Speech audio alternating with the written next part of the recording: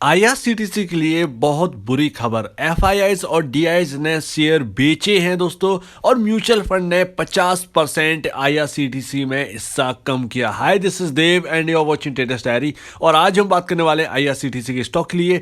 ये हिस्सा बिक्री क्यों करी गई है इन लोगों की तरफ से, आज हम इसे समझने की कोशिश करते हैं। चलिए दोस्तों देख लेते हैं। तो दोस्तों आईआरसीटीसी का आज का प्राइस 860.70 पैसे है, और आज यहाँ पर निचले स्तर पर क्लोजिंग दी है। निचले बहुत ज़्यादा नीचे नहीं, क्योंकि 850 पर आपका जैसे कि मैंने बताया सपोर्ट है, तो उसकी ये सपोर्ट जो है उसे रिस्पेक्ट दे रहा है ये स्टॉक। और यहाँ पर लो लगाया 848 का, लेकिन क्लोजिंग जो है वो 860.70 पर हुई है। लेकिन कल की बात करें तो कल 861.25 पर सेलिंग क्वांटिटी है, पेंडिंग है 4756 शेयर, जो कि एक बड़ी क्वांटिटी है। आज की बात करें तो 34 लाख शेयर्स में काम हुआ है, और 11,23,333 शेयर्स जो है वो डिलीवरेबल क्वांटिटी गई है। 36.84 के आसपास जो परसेंट है वो डिलीवरेबल क्वांटिटी जो है वो है। अब दोस्तों कल के बीच या परसों में ये शेयर होल्डिंग पैटर्न आ गया था, और आईआरसीटीसी का इस पर नजर नहीं गई। लेकिन कुछ लोग ने अगर नहीं देखा है तो जरूर देखिए, इसका बहुत वेट कर रहे थे। और अब देखिए, जैसा कि पिछली 2-3 वीडियो पहले मैंने आपसे कहा था, आईआरसीटीसी जब सेलिंग प्रेशर बार बार आ रहा था एक इंपॉर्टेंट लेवल से, तो मैंने कहा था कि यहाँ पर कहीं ना कहीं यहाँ पर जो शंका है वो इन फंड हाउसेस की सेलिंग की वजह से है। कहीं ना कहीं कोई बड़ी क्वांटिटी सेल कर रहा है। हो गया वैसा ही। एफआईआईज, डीआईआईज और नॉन इंस्टीट्यूशनल, ये तो रिटेल इन्वेस्टर, इनका हिस्सा बढ़ा है। देखिए, प्रमोटर जो है वो आईआरसीटीसी में वैसे ही रहे। 2021 दिसंबर का शेयर होल्डिंग पैटर्न आ चुका है,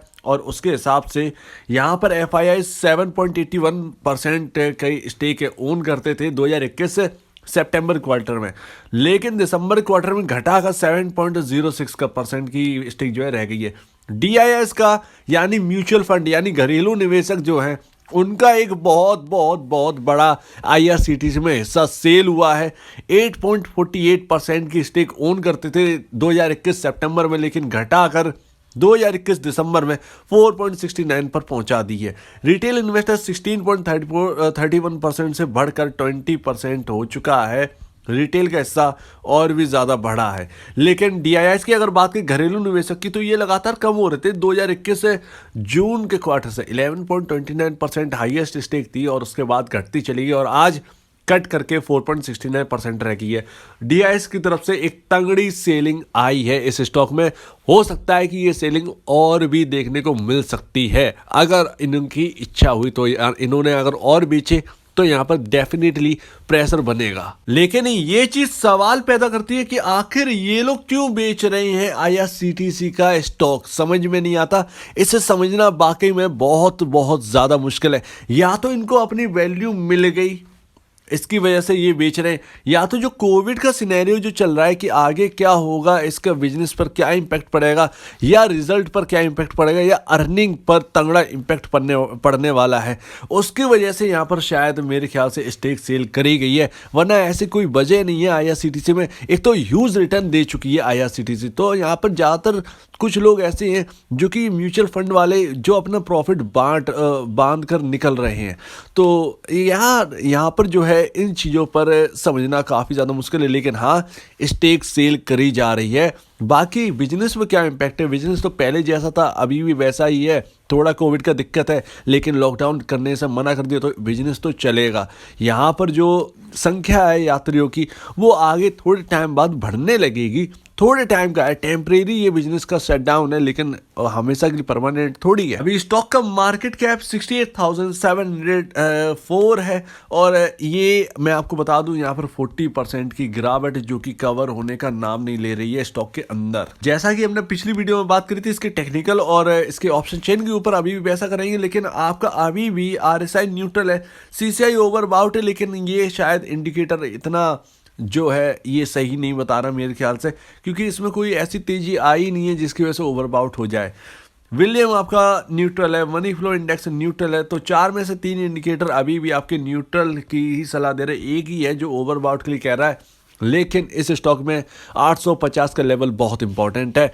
लेकिन यहाँ पर आपको यहाँ पर जो है थोड़ा सा ध्यान रखना है कि बजट का टाइम आने वाला है। एकदम यहाँ पर पैनिक नहीं मचना है। अगर आपने शेयर होल्डिंग पैटर्न अभी देखा है तो बिल्कुल भी ये अनडाउटेडली यहाँ पर जो है शक नहीं करना है इस स्टॉक के ऊपर। अभी यहाँ पर आपके सामने ऑप्शन चेन है 27 जनवरी तक की, और 900 रुपये पर बहुत बड़ा रेजिस्टेंस है, और अभी ये रेजिस्टेंस 850 से शिफ्ट हो गया 880 पर। तो 880 पर आपका रेजिस्टेंस 1 है, रेजिस्टेंस 2 सबसे बड़ा है, प्लस प्लस मैं कर दे रहा हूँ। रेजिस्टेंस 1 एक पहला रेजिस्टेंस है जिसे पार करना है। 880 रुपये को पार करेंगे तो 900 रुपये जाएंगे, और 900 रुपये पर पार करेंगे तो ऊपर के लेवल देखने को मिलेंगे, क्योंकि उसके बाद कोई रेजिस्टेंस नहीं है।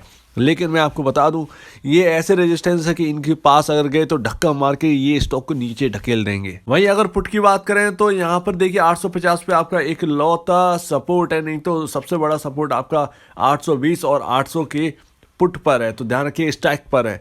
तो 800 सबसे बड़ा सपोर्ट है इस स्टॉक में, और 820 दूसरा सबसे बड़ा स्टॉक है, सपोर्ट है।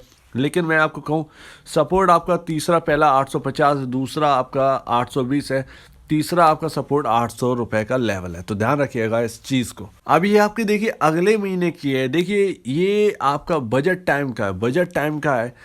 800 रुपए में एक तंगड़ी एक सपोर्ट आपका देखने को मिल रहा है। पुट यहाँ पर जमावड़ा बहुत है, यानी अगले महीने के हिसाब से देखें तो 800 रुपये आपका बहुत बहुत बड़ा सपोर्ट है।